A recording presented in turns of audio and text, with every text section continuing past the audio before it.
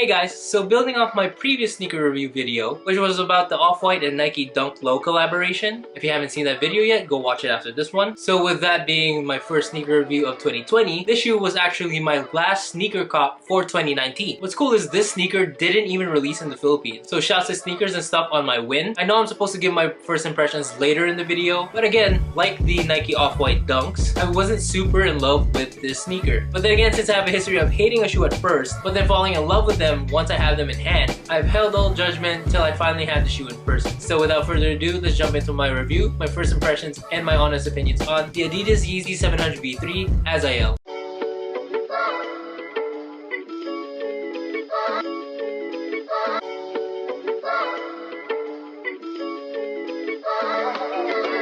So as the name states, this is the third version of the Yeezy 700 silhouette. And the name Azael fits perfectly with the Sunday service movement that Kanye West has been doing with his music, as well as with other Yeezy silhouettes, such as the Yeezy 350 Yeekils, Yeshayas, and the Yeezreels that I also reviewed on this channel. I researched and saw many definitions for the name Azael, but one definition shows that the name Azael comes from a fallen angel, which was responsible for introducing forbidden knowledge to the humans. Another definition, which I think is the closest, relates to the scapegoat rite, where a literal goat bearing the sins of the Jews was sent out to a desolate place during the Day of Atonement. Ever since the silhouette came out on the internet, I always saw this as like the skull of like a gazelle, like you see in Lion King, but when I learned about the scapegoat, it does make a lot more sense now. The Yeezy Azael definitely stands out among the other older versions of the 700 because of a few key features that we see here. The upper is made out of this thin, breathable mesh with a similar stripe pattern that you'll see on the V2 versions of the 700. The areas where the cotton stripes don't cover leave the mesh translucent, as you can predominantly see in the lateral and the medial arc. You could wear a different colored sock to add an accent to the shoe, but it probably won't be as obvious as the 350s. One of the more surprising modifications to the 700 V3 is that it no longer sports a boost midsole. Instead, it uses a polyurethane midsole encapsulated in EVA foam. You have this rubber panel on the toe box, which used to be suede in the previous versions of the 700. This probably makes it more durable, but it definitely feels less plush than the suede. The Azael sports black roll places over this neoprene tongue with 3M hits on it. The tongue wraps all the way around the ankle of the shoe. So technically the shoe acts like a slip-on, but you can lock down your foot with the laces. The most notable change on the 700 is definitely the addition of this cage over the upper of the shoe. You can probably see why it reminded me of the skull of the gazelle, or a goat for this matter, because of its skeletal design and its bone colorway. The cage definitely gives more structure to the shoe, but at the same time reduces the flexibility of your foot inside the shoe. But my favorite detail about the shoe is that cage I mentioned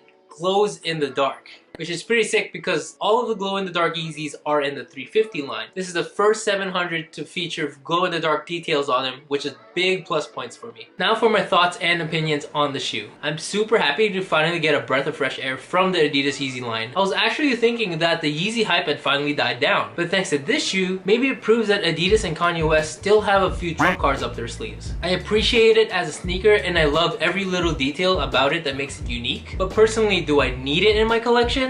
Not really. Full disclosure though, the first time that the Wave Runners came out, I hated them. But as time went by and I became more exposed to how comfortable and how easy they are to rock, I finally jumped on that bandwagon and I never regretted it since. I physically had to stop myself from wearing them every day just because I was beating them up too much. So maybe it'll be the same for this 700 as time passes. One reason I think I don't need this shoe in my collection at all is because they're not as comfortable as the V1s or the V2s. Because the shoe no longer uses Boost, it just doesn't feel the same, especially because we know that Boost is one of the best cushioning systems out there today. And of course, you know me, comfort over everything. Another thing that isn't too great about this shoe is the fit. It is a very narrow shoe, and because of the fact that it is a sort of slip-on shoe because of the one-piece tongue, you kind of have to use two hands to get in and out of the shoe. If you have narrower feet than normal, you can get away with true to size, but if you have normal or wide feet such as myself, it's highly recommended to go up half a size. But aside from everything I said,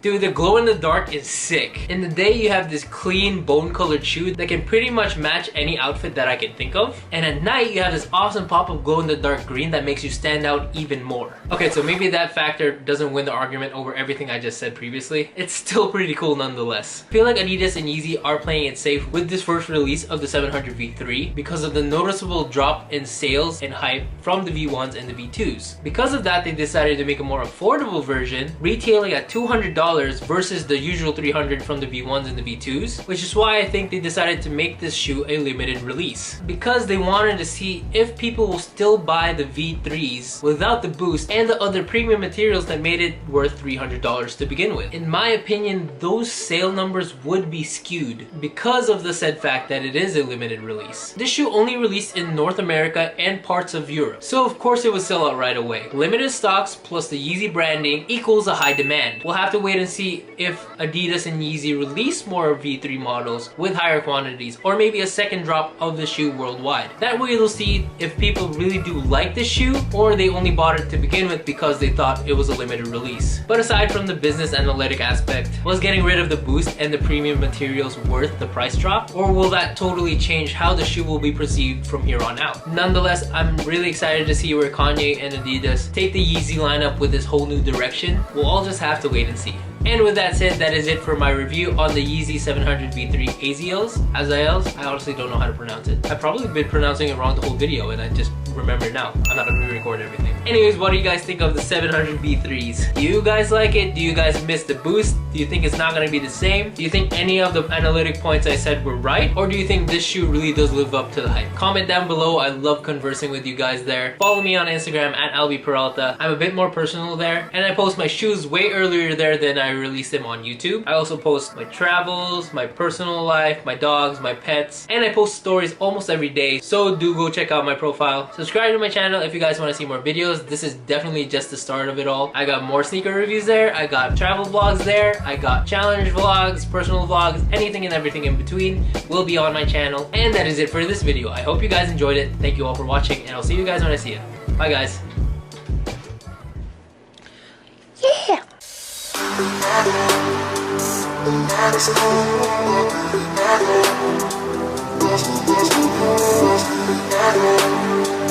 Let's go.